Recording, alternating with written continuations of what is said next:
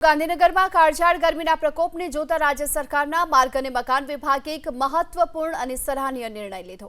નવા સચિવાલયમાં દરરોજ આવતા હજારો મુલાકાતીઓ, કર્મચારીઓ અને સુરક્ષા જવાનોને આકરી લૂથી બચાવવા માટે ગેટ નંબર 1 અને ગેટ નંબર 4 પર ખાસ વ્યવસ્થા કરવામાં આવી। આ બંને મુખ્ય પ્રવેશ દ્વારો પર મંડપના હંગામી સ્ટ્રક્ચર ઊભા કરવામાં આવ્યા, જેથી લોકોને લૂ અને તાપથી રક્ષણ મળી શકે। આ સાથે આ સચિવાલયના પ્રવેશ દ્વાર પર ગરમીથી બચવા માટેની માર્ગદર્શિકા અને સૂચનાઓના બોર્ડ પણ લગાવાયા, જેથી લોકો જાગૃત રહી શકે અને હીટવેવની ગંભીર અસરોથી પણ બચી શકે।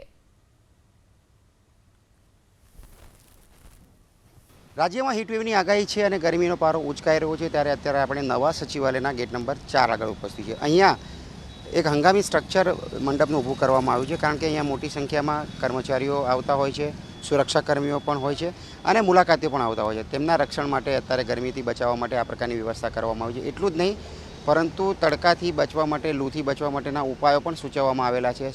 અહીંયા લૂથી બચવા પૂરતું પાણી પીતા રહો, લાંબો સમય તડકામાં ઊભા રહેવાનું ટાળો, એ પ્રકારના સૂચનો પણ છે। મંડપ ઊભો કરવામાં આવ્યો છે। અહીંયા મુલાકાતીઓને આવતા એમના વાહનો ચેક કરતા હોય છે જવાનો, ત્યારે તેમની ગરમીથી રક્ષણ આપવા માટે સાથે જ વાહન ચાલકો પણ છે જે એ પણ તકેદારી રાખતા હોય છે। ખાસ કરીને જે 2 વ્હીલર્સ પર આવતા વાહન ચાલકો છે તે પણ ગરમીથી બચવા માટેની ઉપાયો કરતા હોય છે। અહીંયા હેલ્મેટની પહેરીને આવતા હોય છે। તો બંને ગેટ નંબર 1 અને ગેટ નંબર 4 આ બે મુખ્ય પ્રવેશ દ્વારો છે, ત્યાં આ પ્રકારની વ્યવસ્થા કરવામાં આવેલી છે। ગરમીનો પારો ઉંચકાઈ રહ્યો છે, ત્યારે અહીંયા જે મુલાકાતીઓ આવી રહ્યા છે, જે કર્મચારીઓ છે, તેના માટેની આ વ્યવસ્થા છે।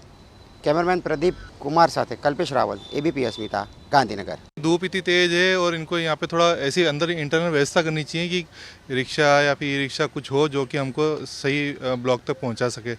आप कौन से ब्लॉक में जाने वाले हैं? हमारा 15 ब्लॉक है। अब सर वही ये व्यवस्था पे डिपेंड है सारा कुछ, चल के जाना पड़ेगा, ऑप्शन कुछ है नहीं दूसरा।